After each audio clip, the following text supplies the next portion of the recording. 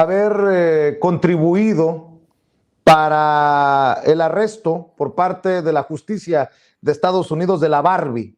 del Mochomo, del Rey Zambada, hermano de el Mayo Zambada, Ismael el Mayo Zambada. ¿De qué platicaban cuando estaban en Puente Grande? ¿Qué es lo que hace pez gordo, si me permites la expresión, a el Grande?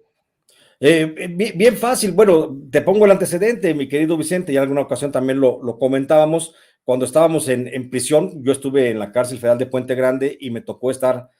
algunos meses justamente en el sector de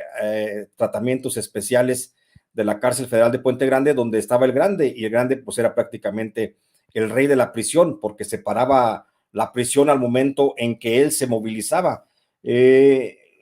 qué platicábamos? Platicábamos de todo, pero platicábamos básicamente de sus aventuras, de sus ondas que se traía y de cómo en aquel momento el Grande, estando en prisión, él se decía un amigo íntimo de Genaro García Luna y un protegido del presidente. De hecho, Genaro García Luna siempre, perdón, Sergio Enrique Villarreal siempre se refirió a Genaro García Luna como el licenciado. Él fue el que me contó aquella historia de por qué el mote de licenciado, porque ese era el nombre clave dentro del cártel de Sinaloa y dentro del cártel de los Beltrán Leiva, porque te acordarás que en aquel tiempo, cuando, bueno, me toca estar en prisión justamente con él entre finales del 2010 y principios del 2011, me toca coincidir en algunas áreas de la prisión federal, pues en ese momento el cártel de los Beltrán Leiva con el cártel de Sinaloa, que todavía era comandado y dirigido por el Chapo, formaban una organización independiente de ellos, aparte, que se llamaba la Gerencia. Y en esa organización de la Gerencia, que estaba al frente en aquel momento, el que luego también fue detenido por declaraciones de Sergio Enrique Villarreal Barragán, el famoso, el LIC y el mini LIC,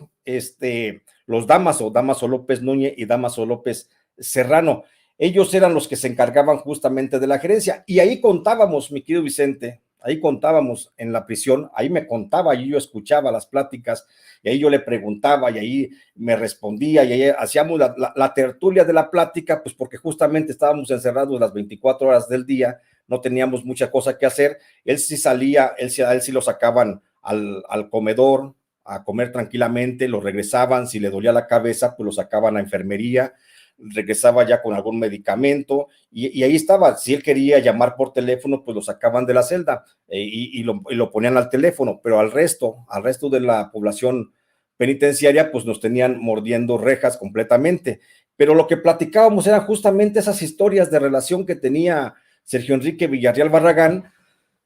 con Genaro García Luna y con el propio Felipe Calderón. Y entre esas historias que se contaban, te lo cuento aquí, mi querido Vicente, pues está aquella reunión que se estableció a principios del 2006, justamente apenas estaba siendo declarado presidente electo Felipe Calderón, cuando Sergio Enrique Villarreal, junto con Arturo Beltrán Leiva y este señor Ismael Zambada García, se reunieron en Culiacán para ver la posibilidad de que el nuevo gobierno que iba a llegar en ese entonces, que era el de Felipe Calderón, pues colocara a alguien de sus confianzas al frente de la Secretaría de Seguridad Pública. Y en esa reunión es donde se acuerda pagarle $20 millones al presidente Felipe Calderón para que pusiera a Genaro García Luna al frente, porque ya para entonces Genaro García Luna era un hombre de muchas confianzas